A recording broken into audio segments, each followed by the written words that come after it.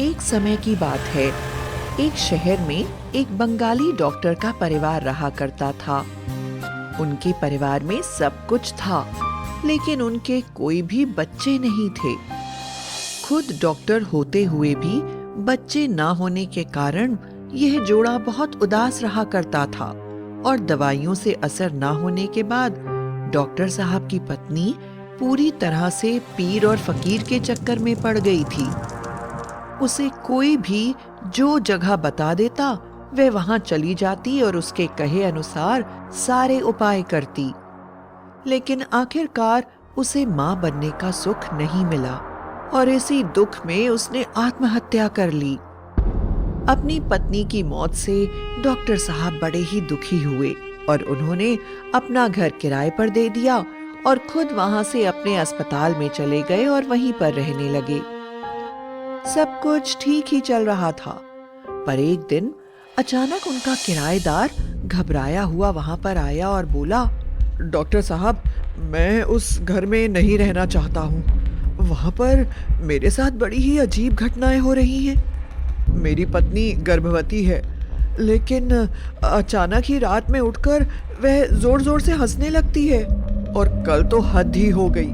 जब मैं काम से लौटकर आया तो मेरी पत्नी जमीन से 2 फुट ऊपर पालथी मारकर बैठी हुई थी। मुझे कुछ भी समझ में नहीं आ रहा था और मैं उस घर से तुरंत निकल जाना चाहता हूँ। डॉक्टर साहब ने उससे कहा, देखो, अगर तुम्हें घर में किसी प्रकार की कोई भी परेशानी है तो तुम आराम से जा सकते हो। तुम वॉचमैन को घर की चाबी दे देना और जब चाहो घर छोड़ देना। और यह कहकर डॉक्टर साहब वापस क्लिनिक में अपने मरीजों को देखने लगे।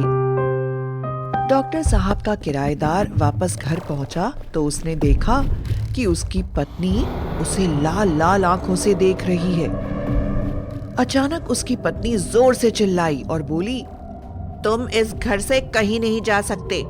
इस बच्चे का जन्म इसी घर में होगा। और उसका पूरा शरीर तेजी से घूमने लगा। उसका सिर जोर जोर से अपने आप दीवार से टकराने लगा और सिर से खून बहने लगा। पत्नी की यह हालत देखकर किराएदार बुरी तरह से डर गया। इसी के साथ उसने यह भी महसूस करा था कि उसकी पत्नी की आवाज काफी बदली हुई थी। उसने पत्नी को समझाते हुए कहा, तुम अपना ध्यान रखो, तुम गर्भवती हो। अगर तुम नहीं चाहती तो हम लोग कहीं नहीं जाएंगे और यहीं रहेंगे। पर मुझे सिर्फ इस बात का डर है कि जब मैं काम पर चला जाता हूँ तो तुम अकेली रहती हो। इसलिए तुम्हारी देखभाल के लिए मैं अपनी अम्मा को गांव से यहाँ बुला लेता हूँ। इसमें तो तुम्हें कोई परेशानी नहीं है ना? उसकी पत्नी बोली, नहीं, बुला लो तुम अपनी अम्मा को। और फिर वह तेजी से अपने कमरे में चली गई। किराएदार ने डॉक्टर साहब से इस घटना के बारे में बातचीत करी तो डॉक्टर साहब बोले, देखो, तुम घबराओ नहीं। कुछ लोगों के अंदर बच्चा होने के टाइम इस तरह के बदलाव आ जाते हैं और वह धीरे धीरे ठीक भी हो जाते हैं। अभी जरूरी यह है कि तुम कोशिश करो कि उन्हें गुस्सा नहीं आए। डॉक्टर साहब की बात सुनकर किराएदार को इत्मीनान हो गया और उसने अपनी अम्मा को फोन करके अपने घर बुला लिया। अगली सुबह उसकी माँ उसके घर आ गई। सब कुछ ठीक चल रहा था। किराएदार की पत्नी किराएदार की माँ का बहुत ध्यान रखती। एक बार जब किराएदार अपने काम के लिए दूसरे शहर गया तो उसने अपनी माँ से कहा, माँ, रात में इसके ही पास सो जाना, मैं 2 दिन में वापस आ जाऊंगा।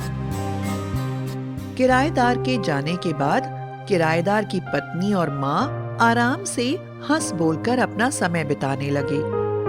आखिरकार रात हो गई और जब किराएदार की माँ ने किराएदार की पत्नी के साथ सोने के लिए कमरे में आने की कोशिश करी तो अचानक उसकी पत्नी की आवाज फिर से बदल गई और वह बोली, माँ जी, आपको यहाँ सोने की कोई जरूरत नहीं है। मैं यहाँ बिल्कुल ठीक हूँ, आप अपने कमरे में ही सो जाइए। पर किराएदार की माँ अपनी बहू के पास सोने के लिए जिद करने लगी। अचानक किराएदार की पत्नी की आवाज बदल गई और उसके बाल खुल गए, आंखें लाल हो गईं और वह खूंखार आवाज में बोली, चुपचाप अपने कमरे में जाकर सो जाओ, वरना सुबह उठ नहीं पाओगी। और अगर गई नहीं तो कहीं ऐसा ना हो कि तुम्हें हमेशा के लिए नींद आ जाए। किराएदार की माँ अपनी बहू की बदली हुई आवाज और आंखें देखकर बुरी तरह से डर गई। वह एक अनुभवी औरत थी। उन्हें तुरंत यह महसूस हो गया कि कहीं ना कहीं कुछ तो गड़बड़ जरूर है, पर उन्होंने कुछ भी नहीं कहा और चुपचाप अपने कमरे में जाकर हनुमान चालीसा का पाठ करने लगी। पूरी रात डर के मारे उन्हें नींद नहीं आई। अगले दिन जब वह सुबह उठी तो उन्होंने देखा कि उनकी बहू पूरी तरह से शांत और सामान्य थी। कोई नहीं कह सकता था कि रात में उसने उनके साथ इस तरह से बात करी थी। ऐसा लग रहा था कि उसको याद भी नहीं है कि उसने रात में क्या किया था। अचानक उनकी बहू उनसे बोली, माँ जी, मेरी अम्मा का फोन आया था और वह कह रही थी कि मैं आपसे कहूँ कि आप मेरे लिए किसी मंदिर से प्रसाद ले आइए ताकि मैं बुरी नजर से बची रहूं। उसकी बात सुनकर किराएदार की माँ ने हैरानी से उसकी तरफ देखा तो वह जोर जोर से हंसने लगी और बोली, ए बुढ़िया, तू यही चाहती थी ना? तेरी भलाई इसी में है कि तू मेरा घर छोड़कर यहाँ से चली जा। यह बच्चा मेरा है, इसके लिए मैंने सालों इंतजार किया है। यह मैं किसी को नहीं दूंगी, यह किसी को नहीं मिलेगा। और अगर तूने अपने बेटे से मेरे बारे में कुछ भी कहने की कोशिश की तो तू भी नहीं बचेगी। अपनी बहू की बात सुनकर किराएदार की माँ बहुत ही डर गई और उसके दिमाग में यह बात पूरी तरह से स्पष्ट हो गई कि उसकी बहू के ऊपर किसी न किसी बुरी शक्ति का प्रकोप हो गया है। जब उसकी बहू डॉक्टर से चेकअप कराने के लिए गई तो उसने अपने घर के गुरु बाबा को फोन किया और सारी घटना के बारे में बताया। गुरु बाबा ने उनको विश्वास दिलाया कि वे शीघ्र ही उनके घर आएंगे और इस सारी समस्या से उनको मुक्ति दिला देंगे।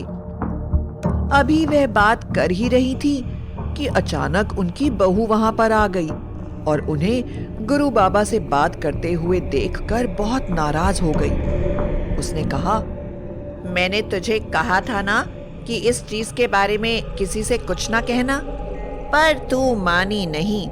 अब जा, इसका फल तुझे भोगना पड़ेगा। ऐसा कहते ही किराएदार की माँ का शरीर जोर से हवा में उड़ा और जमीन पर गिर पड़ा। जमीन पर गिरते ही उनके प्राण पखेरु उड़ गए। ऐसा होते ही किराएदार की पत्नी बहुत जोर जोर से चीखकर अड़ोस पड़ोस के लोगों को बुलाने लगी और कहने लगी, न जाने कैसे माँ जी का पैर फिसल गया, वह गिरी और हमेशा के लिए चली गई। उनके बेटे को खबर दी गई और वह जल्दी जल्दी वहां पहुंचा। अपनी माँ का हाल देखकर वह जोर जोर से रोने लगा। उसकी माँ का सिर पूरी तरह से टूटा हुआ था, जिसके कारण उनका चेहरा बड़ा ही कुरूप हो गया था। आखिरकार इसे दुर्घटना समझकर सब लोगों ने उनकी अंत्येष्टि कर दी। अगले ही दिन गुरु बाबा वहां पहुंच गए और जब उन्हें इस घटना का पता चला तो वे तुरंत वापस चले गए। उन्होंने किराएदार को अपने आश्रम में मिलने के लिए बुलाया। गुरु बाबा अलौकिक शक्तियों के स्वामी थे। जब किराएदार गुरु बाबा के पास पहुंचा तो गुरु बाबा ने किराएदार को माँ से हुई फोन की सारी बातचीत बताई और बोले, तेरी पत्नी पर एक भयानक अतृप्त आत्मा का साया है। लेकिन किराएदार को विश्वास नहीं हुआ, लेकिन उसने ध्यान देना शुरू किया। उसने महसूस करा कि उसकी पत्नी जो भी खाना बनाती है वह बड़ा ही साधारण होता है, बिल्कुल वैसा जैसे डॉक्टर खाते हैं। उसने ध्यान देना शुरू किया कि उसकी पत्नी लोगों से ज्यादा बातचीत नहीं करती और ज्यादातर अपने कमरे में ही बंद रहती है और पहले से बहुत बदल गई है। उसने अपने लंबे बाल कटवा लिए हैं, उसके कपड़े पहनने का तरीका बदल गया है, बातचीत करने का तरीका बदल गया है। यह सब देखकर उसे भी शक होने लगा। फिर किराएदार ने महसूस करा कि रात होते ही उसे तेज नींद आने लगती है, लेकिन एक दिन उसने अपनी पत्नी को देखने के लिए कम खाना खाया। भूख के कारण उसे नींद नहीं आई। रात को उसने देखा कि उसकी पत्नी ने खुद अपने हाथों से अपने पेट को फाड़कर बच्चे को पेट से बाहर निकाला, उसे प्यार करा और वापस पेट में रख लिया, और उसका पेट फिर पहले की तरह हो गया। यह सब देखकर किराएदार भी बहुत ज्यादा डर गया और सुबह ही गुरु बाबा के पास पहुंचा। गुरु बाबा ने किराएदार को सावधानी से बैठने के लिए कहा और वह ध्यान लगाने लगे। ध्यान लगाते ही उन्हें पता चल गया कि वह उस मकान के मालिक डॉक्टर की पत्नी है, जिसने बच्चा ना होने के कारण निराशा में आत्महत्या कर ली थी, और अब वह किराएदार की बीवी के बच्चे की मां बनना चाहती है, इसलिए उसने उसके शरीर पर कब्जा कर लिया है। गुरु बाबा ने किराएदार को एक भभूति दी और कहा, इसे अपनी पत्नी के खाने में डाल देना, और जिस दिन यह भभूति पत्नी के खाने में डालो, उस दिन डॉक्टर साहब को भी अपने घर खाने पर बुलाना। किराएदार ने ऐसा ही किया। भभूति डला खाना खाते ही किराएदार की पत्नी से डॉक्टर साहब की पत्नी की आत्मा अलग हो गई और सामने अपने पति को देखकर रोने लगी और बोली, देखो, हमारा बच्चा पैदा होने वाला है। अब हम अकेले नहीं हैं। अब मुझे कोई बांझ नहीं कहेगा। पत्नी की बात सुनते ही डॉक्टर साहब को भी रोना आ गया और उन्होंने अपनी पत्नी की आत्मा से कहा, तुम यहाँ से चली जाओ। मैं इस बच्चे का पूरा ध्यान रखूंगा और सब तुमको ही इसकी माँ कहेंगे। मैं सबको बता दूंगा कि तुम बांझ नहीं हो। अपने पति की बात सुनते ही डॉक्टर साहब की पत्नी की आत्मा अचानक सुनहरे रंग की हो गई और हवा में खो गई। पति द्वारा ये कहे जाने पर कि वह बांझ नहीं है, उसका मन संतुष्ट हो चुका था और उसे मुक्ति मिल गई थी। इसके बाद किसी ने कभी उनको नहीं देखा और सबका जीवन शांति से गुजरने लगा। समय के साथ किराएदार को एक बेटी हुई, जिसका नाम डॉक्टर की पत्नी के नाम पर ही संजना रख दिया गया।